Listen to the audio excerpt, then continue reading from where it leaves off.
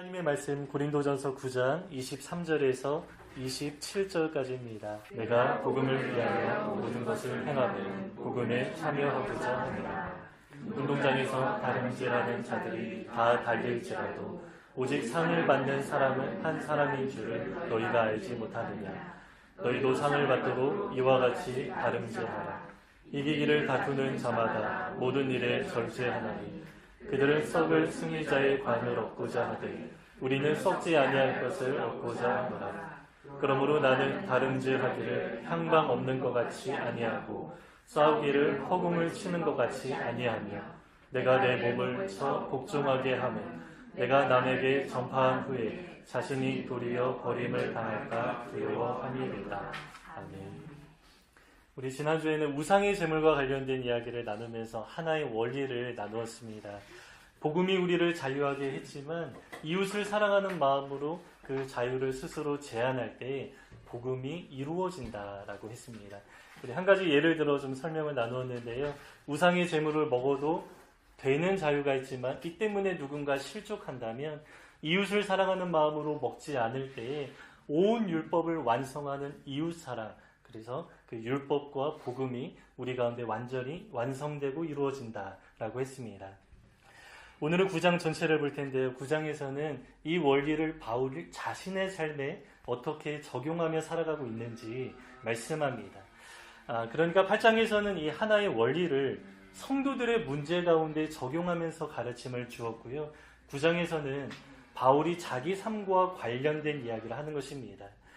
우리가 소위 말로 가르치는 것보다 삶으로 보여주는 것이 더 영향력이 크다, 이러한 이야기를 많이 하는데 이러한 차원에서 바울이 자기 삶과 관련된 이야기를 하는 것입니다.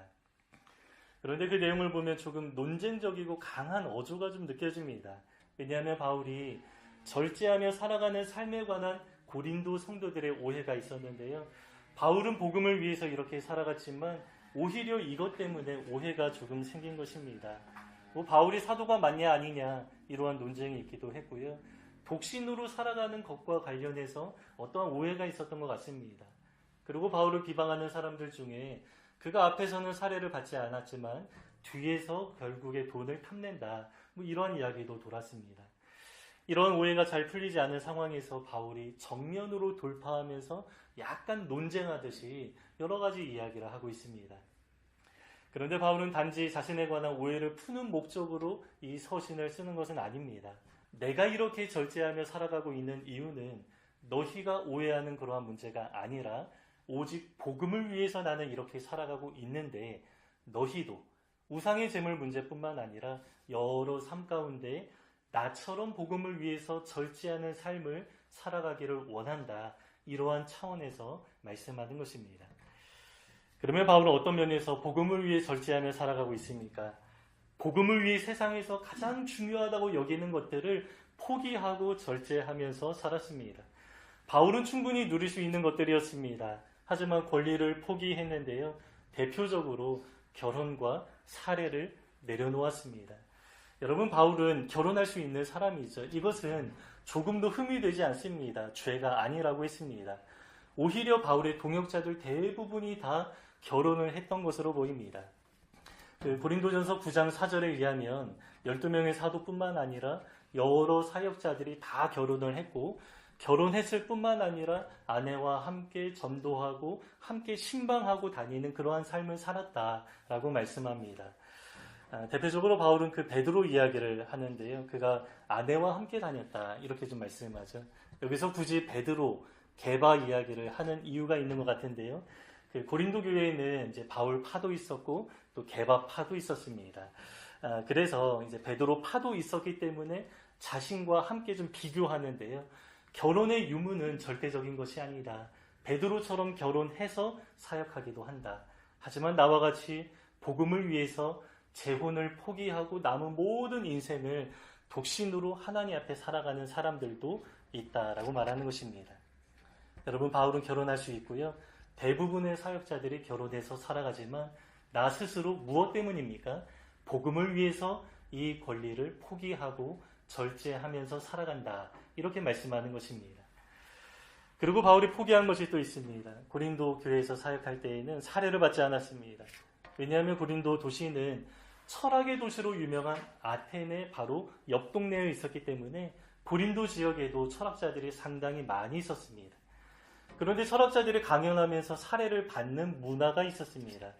그래서 바울은 자기가 전하는 이 복음이 철학자들의 말과 본질적으로 다르다라는 것을 드러내기 위해서 철학자와 자신을 구별하려는 노력을 많이 했던 것입니다. 자신과 철학자들의 존재가 명확하게 구별되어야 철학자들의 말과 자신이 전하는 복음이 섞이지 않고 온전한 복음이 순전하게 그대로 드러나기 때문입니다. 그래서 바울은 열심히 수고하면서 복음을 전했지만 자기 삶을 스스로 책임지면서 살았습니다. 이것도 마땅히 누릴 수 있는 권리를 포기했던 것이죠. 여러분, 이렇게 살려면 정말로 많은 것들을 포기하고 시간을 쪼개면서 살아가야 합니다. 특별히 바울은 에베소에 있을 때에도 자기뿐만 아니라 자기와 함께하는 동역자들의 생계까지 책임지면서 살았다라고 하는데, 그랬던 이유로 밤낮 쉬지 않고 열심히 수고했다. 땀 흘려 일했다. 눈물로 너희들을 위해서 수고했다. 이렇게 고백합니다. 이렇게 바울은 복음을 온전히 드러내기 위해서 마땅히 누릴 수 있는 여러 가지 권리들을 포기하면서 살아갑니다. 두 가지 이야기를 했는데요. 결혼과 살해입니다. 여러분, 사람들 이 두 가지 정말 중요하게 생각하는 것들 아닙니까?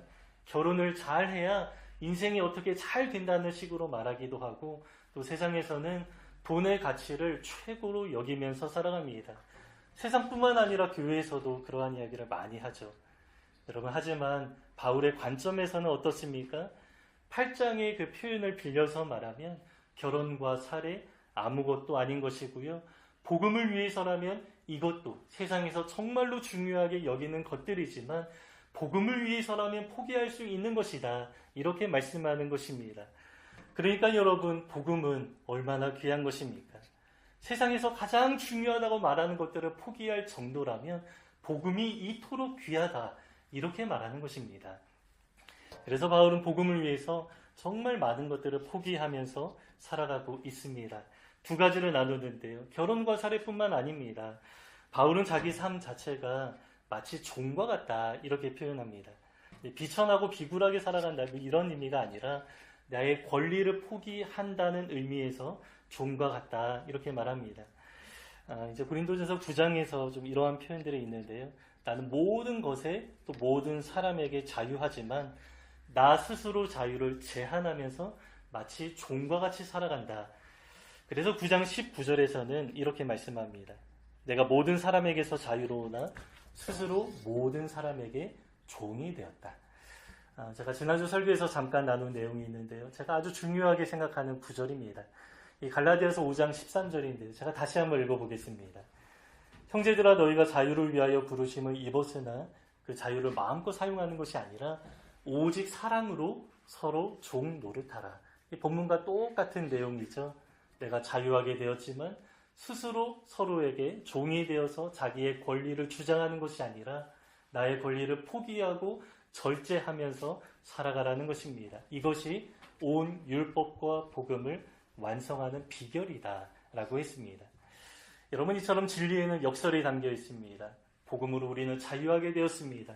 하지만 그 자유를 스스로 포기할 때 복음이 완성되고 이루어진다 라고 말합니다. 그래서 바울은 이러한 태도를 여러 상황 가운데 적용하면서 살아갑니다. 이뿐만이 아닙니다. 사람들에게 복음을 전할 때에 나 중심적으로 복음을 전하지 않습니다. 오히려 나 자신을 완전히 내려놓고요. 그 상대방에게 자기를 맞추면서 복음을 전합니다. 상대방에게 자기를 맞추어야 하기 때문에 얼마나 불편하겠습니까?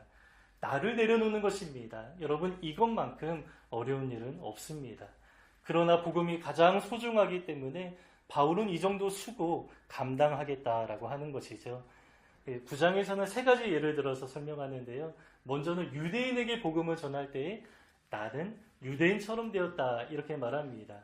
유대인들은 주로 토요일 안식일에 모이기 때문에 바울이 전도할 때는 주로 안식일에 토요일에 회당에 들어가서 이제 이들에게 익숙한 이제 구약의 말씀들을 인용하면서 아마 복음을 전했던 것으로 보입니다.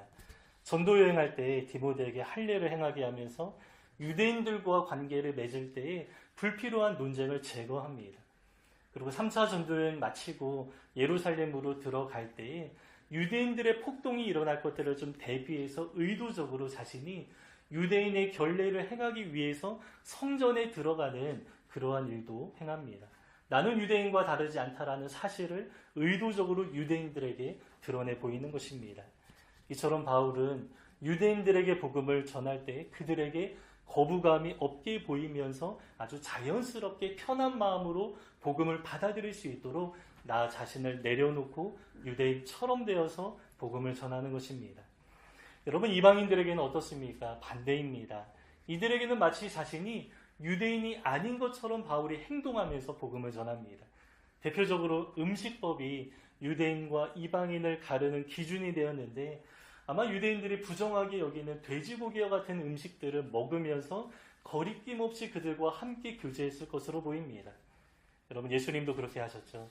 유대인들이 부정하게 여기는 장소, 사람들, 세리와 죄인들과 함께 교제하고 식사를 나누면서 그들과 동질감을 느끼면서 복음을 전하고 그들 입장에서 하나님 나라로 초청하시고 인도하셨습니다. 이방인의 입장을 고려했던 대표적인 경우가 저는 개인적으로 그 아테네에서 아레오바고 언덕에서 설교했을 때였던 것으로 보입니다.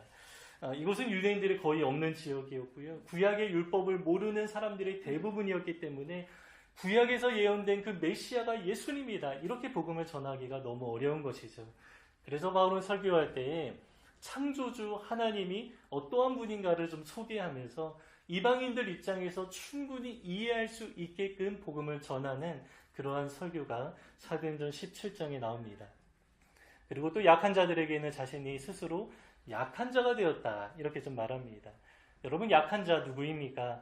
복음을 듣고 교회 안에 들어오긴 했지만 우리를 자유하게 하는 자유의 율법에 대해서 잘 모르거나 바르게 이해하지 못하는 사람들입니다. 지난주 본문의 상황과 아주 비슷한 것입니다. 이 우상의 제물을 먹으면 안 될 것 같은 느낌을 가지고 살아가는 사람들을 가리켜서 약한 자라고 말하는 것입니다. 여러분, 이들에게는 어떻게 해야 합니까? 이들과 함께 신앙생활 할 때에는 굳이 우상의 제물을 먹을 필요가 없다라는 것입니다. 오히려 이들을 위해서라면 나는 우상의 제물을 먹지 않겠다 결단하면서 8장 마무리에서 그렇게 말했습니다. 여러분, 바울이 이렇게까지 하는 이유가 무엇입니까? 한 가지입니다. 오직 복음입니다. 믿지 않는 사람들을 하나님 앞으로 인도하기 위해서 자기의 권리를 포기하고 절제하는 것입니다. 바울은 그냥 높은 자리에 편하게 앉아서 모든 복음의 자유를 다 누리면서 이쪽으로 올라오라고 그냥 외치기만 하지 않았다라는 것입니다. 여러 가지 많은 것들을 누릴 수 있는 권리가 있었지만 그 모든 것들을 다 포기하고 그들에게로 내려갑니다. 그리고 그들과 같이 되어서 그들을 하나님 앞으로 초청하고 인도하는 것이죠. 여러분, 우리가 예수님의 모습을 좀 생각하면 잘 이해할 수 있는데요. 예수님은 그 높은 하늘 보좌를 포기하시고 이 땅에 내려오시되 피조물의 모습으로 오셨습니다. 여러분, 창조주께서 피조물이 되셨습니다. 여러분, 우리로서는 상상하기 어려운 변화인데요. 우리가 아무리 애완견을 사랑한다라고 해도 내가 그 강아지가 되어서 애완견과 함께 서로 소통하기를 원하는 그러한 사람은 없을 것입니다. 아무리 애완견을 사랑한다라고 해도 그 정도까지는 사랑하지 않습니다.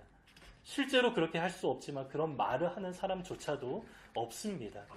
그러나 우리 사람이 강아지가 되는 것은 예수님에 비하면 큰 변화가 아닙니다. 왜냐하면 사람이 강아지가 되는 것은 피조물에서 피조물로 변화되는 것이기 때문입니다. 그러나 예수님은 창조주 하나님이십니다. 창조주께서 피조물이 되셨습니다. 우리의 이해를 넘어서는 가장 놀라운 변화입니다. 뿐만 아니라 주님은 사람 중에서도 가장 낮아지셨죠. 당시 가장 가난한 그 산골 동네에서 사셨는데요. 그 나사렛은 갈릴리 행정구역에 이름조차 등장하지 않는 외곽에 있는 소외되어 있는 아주 작은 마을입니다. 아마 우리 시대에 우리 어떠한 사람들보다 정말로 가장 가난하게 사셨을 것입니다. 사역할 때에는 영적인 중심지였던 예루살렘에서 사역하지 않으시고요. 영적으로 가장 어두운 흑암의 땅, 흑암의 어두운 곳에 앉은 백성들이 있는 갈릴리에서 또 가버나움 중심으로 사역하셨습니다. 이처럼 예수님은 여러 면에서 가장 낮아진 모습으로 상당히 어렵게 사셨고 어렵게 사역하셨습니다. 그리고 주님은 사람들이 부정하다라고 여기는 죄인들, 여인들, 또 세리의 친구가 되셨죠. 지금으로 따지면 왕따 당하는 학생과 친구가 되는 것입니다. 여러분, 이건 정말 어려운 일 아닙니까? 사회적으로 스스로 왕따를 당하는 처지에 거하는 것입니다. 주님은 하늘 보좌의 우편에 앉아서 우리에게 복음을 전하지 않으시고요, 낮은 곳으로 내려오셨습니다. 몸소 가장 낮은 모습으로 오셔서 우리와 함께 거하셨습니다. 여러분, 주님이 이렇게까지 하셔야 하는 이유가 무엇입니까? 우리 한 사람 한 사람을 구원으로 하나님 나라로 인도하기 위한 것이죠. 바울이 지금 9장에서 말씀하는 그 모든 내용이 다 이 예수님의 태도와 관련되어 있습니다. 예수님이 우리와 같이 되셔서 우리를 하나님 나라로 인도하신 것처럼 바울 또한 유대인, 이방인, 연약한 자들에게 나아갈 때 그들의 모습처럼 되어서 이질감 없이 다가가고자 여러 가지 많은 노력들을 하되 나를 내려놓으면서 또 여러 가지 권리를 포기하면서 그렇게 그들에게 나타나는 것입니다. 이 과정에 가장 두드러지게 나타나는 모습이 계속 이제 말씀드리는 권리 포기 절제입니다. 내가 마땅히 누릴 수 있는 것들이 있습니다. 여러분, 이것은 죄가 아닙니다. 그러나 나의 권리를 포기하고 절제하면서 우리가 한 영혼 한 영혼을 하나님 앞으로 인도하는 것입니다. 여러분, 우리가 예수님을 잘 안다라고 하지만 저는 개인적으로 주님에 관해서 많은 오해가 있지 않을까 생각합니다. 제가 예전에 갖고 있었던 오해인데요, 저는 예수님의 성육신을 당연하게 생각했던 시절이 있습니다. 예수님은 당연히 이 땅에 오셔야 하는 분이 아닌가 생각했던 것입니다. 원래 당연한 것이 아니죠. 그런데 저는 당연하게 여겼습니다. 그리고 십자가를 생각할 때 예수님이 십자가를 지셨으니까 원래 십자가는 예수님의 것이다. 예수님 이꼴 십자가, 이러한 등식을 너무 자연스럽게 생각하기도 했습니다. 그러나 여러분, 이렇게 생각한다면 예수님에 관하여서 가장 크게 오해하는 것입니다. 주님은 그렇게 하실 필요가 전혀 없으신 분입니다. 그분에게는 이 땅에 오셔야 할 이유가 없습니다. 그분에게는 어떠한 유익이 없다라는 것입니다. 그리고 예수님은 십자가를 지실 필요도 전혀 없으십니다. 여러분, 십자가가 어떠한 자리입니까? 죄를 향한 하나님의 진노가 쏟아진 자리인데 예수님이 무슨 죄를 지셨습니까? 예수님과 십자가만큼은 전혀 조금도 어울리지 않는 것입니다. 예수님에게는 조금도 이유가 없습니다. 그런데 왜 예수님이 이 땅에 오셔야 했고 왜 십자가를 지셔야 했습니까? 자기 유익은 하나도 없습니다. 온전히 100% 우리를 위해서 이 땅에 오셨고 우리를 위해서 십자가에 지셨습니다. 예수님은 안 하셔도 되는 일이었지만 하나님으로서 누릴 수 있는 그 하늘 보좌의 그 모든 자유와 권리를 포기하고 이 땅에 내려오셨습니다. 그러나 때로 우리는 너무 당연하게 생각하는데요, 적반하장이죠. 은혜에 감사하고 감격하는 것이 아니라 우리에게 베푸신 그 크신 은혜를 너무 당연하게 생각하는 것입니다. 십자가는 원래 예수님의 것이라고 생각하고 하나님은 하나님이니까 당연히 우리에게 은혜를 베푸셔야 한다라고 생각하는데 정말 잘못된 생각입니다. 원래 하나님에게는 그럴 필요가 전혀 없으십니다. 오직 100% 우리를 위해서 그렇게 하셨습니다. 십자가는 원래 예수님의 것이 아닙니다. 여러분, 십자가가 가장 잘 어울리는 사람이 누구입니까? 바로 나입니다. 십자가는 원래 우리의 것입니다. 우리가 달려야 했고요. 우리가 그 자리에서 하나님의 진노와 형벌을 다 받아야 했습니다. 여러분, 이게 당연한 것이죠. 예수님이 당연한 것이 아니라 원래 내가 그 자리에 있어야 당연한 것입니다. 십자가는 원래 나의 것입니다. 다만 예수님이 대신 감당하신 것이죠. 전적으로 우리를 위해서 그 모든 권리를 포기하고 심지어 생명까지 내어주셨습니다. 사도 바울이 이러한 예수님의 모습과 태도를 닮아서 이 본문에서 그렇게 장황하게 설명하는 그 삶을 살아가고 있는 것이고요. 우리에게도 이러한 삶을 살아가야 한다라고 말씀합니다. 오늘 우리가 읽은 본문은 오늘 함께 나눈 9장 전체의 결론인데요. 이 단락만 딱 떼어놓고 보면 이 단락 굉장히 유명하지 않습니까? 그런데 이 단락만 보면 바울의 의도를 이해하기 참 어렵습니다. 절제하며 살아가야 한다라고 하니까 뭐 단순히 신앙생활 할 때 열심히 최선을 다해야 한다거나 우리의 욕망을 조금 잘 절제하면서 말씀과 기도 생활에 더욱더 집중해야 한다. 이러한 식으로 우리가 오해할 수 있습니다. 그러나 본문의 의미는 그 정도 수준이 아닙니다.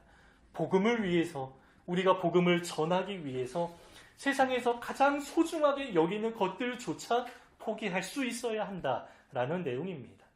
그렇게 권리를 포기하는 것이 너무나 어려운 일이기 때문에 이 과정을 어디에 비유하는 것입니까? 운동선수에 비유하는 것이죠. 마라톤과 권투에 비유하는데요. 우리가 너무나 잘 알지 않습니까? 마라톤 선수들이 얼마나 힘들게 절제하면서 운동하는지 우리는 잘 알고 있습니다. 권투 선수들, 체중 감량하기 위해서 침도 삼키지 않으면서 최소한의 음식을 먹으면서 연습한다라고 합니다. 가장 힘들게 절제하며 살아가는 사람들이 바로 운동선수들인데 마치 이들이 절제하는 것처럼 우리도 그렇게 포기하고 절제하는 삶을 살아가야 한다라고 말씀합니다. 그냥 말씀과 기도 생활 정도 권면하는 것이라면 이 운동선수의 그 절제가 필요하진 않습니다. 그냥 조금만 노력하면 누구나 할 수 있는 것들입니다. 그래서 본문의 말씀을 그냥 일반적인 신앙생활에 적용하면 이 비유가 잘 맞지 않고 너무 과한 느낌이 좀 드는 것입니다. 그러나 세상에서 가장 소중한 것들을 포기해야 할 때, 그리고 나 자신을 내려놓아야 할 때 반드시 엄격한 절제가 필요합니다. 그만큼 유혹이 심하기 때문이고요. 우리 안에 욕망이 계속해서 일어나기 때문입니다. 대표적으로 우리가 포기해야 하는 것들이 있습니다. 돈에 관한 욕망이 있습니다. 한번 싸우고 이긴다고 다 끝나는 것이 아닙니다.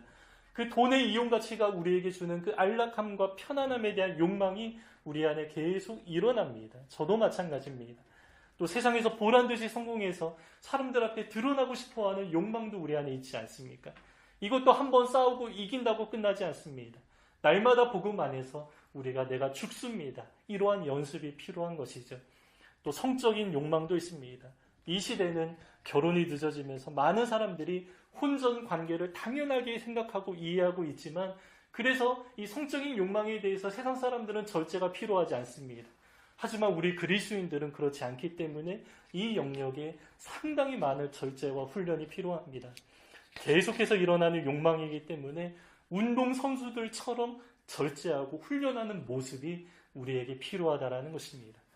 여러분, 우리가 왜 이렇게 살아가야 합니까? 이유는 단 하나입니다. 복음이 가장 귀하기 때문이고요. 복음을 전하는 삶이 가장 가치 있기 때문입니다. 여러분, 세상에서 많은 것들을 귀하다라고 말하지만 여러분, 우리는 어떻게 말합니까? 복음이 가장 귀하다고 믿고 말하기 때문에 세상에서 중요하다라고 말하는 것들을 포기하고 내려놓으면서 살아가야 할 때가 정말 많이 있습니다. 대표적으로 선교사님들 그렇게 사시죠. 얼마나 많은 것들을 포기하십니까? 익숙한 문화, 편안한 모든 관계를 다 포기하고 심지어 그 자녀들의 그 학업조차도 현지 상황에 맞추면서 살아갑니다. 왜 그렇습니까? 복음이 가장 귀하기 때문이죠. 그래서 편안한 고국에서의 삶을 다 포기하고 복음이 가장 귀하기 때문에 자녀들의 교육 또한 우선순위에서 밀려나는 것입니다. 복음이 가장 귀하기 때문에 다른 것들을 다 절제하면서 살아가는 것입니다.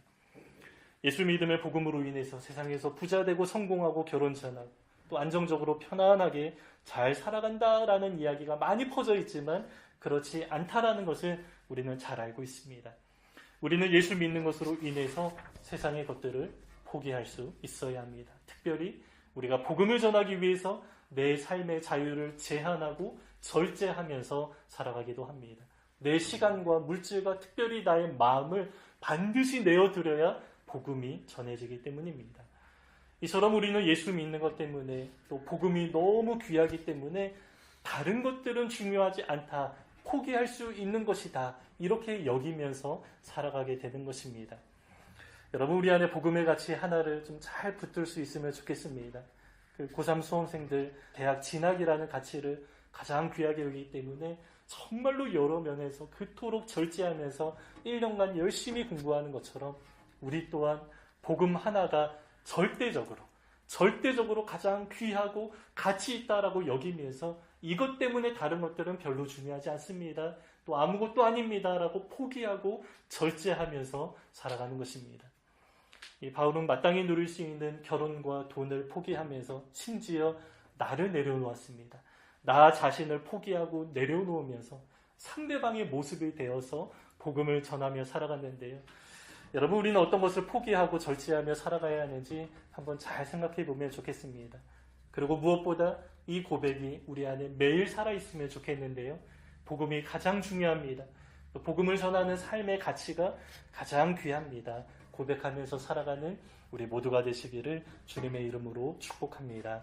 우리 23절부터 27절까지 우리 다시 한번 읽고 오늘 말씀 마치겠습니다. 함께 읽겠습니다. 내가 복음을 위하여 모든 것을 행하고 복음에 참여하고자 합니다. 운동장에서 다름질하는 자들이 다 달릴지라도 오직 상을 받는 사람은 한 사람인 줄을 너희가 알지 못하느냐. 너희도 상을 받도록 이와 같이 다름질하라. 이기기를 다투는 자마다 모든 일에 절제하라니. 그들은 썩을 승리자의 관을 얻고자 하되 우리는 썩지 아니할 것을 얻고자 하노라. 그러므로 나는 다름질하기를 향방 없는 것 같이 아니하고 싸우기를 허공을 치는 것 같이 아니하며 내가 내 몸을 쳐 복종하게 함은 내가 남에게 전파한 후에 자신이 도리어 버림을 당할까 두려워함이로다.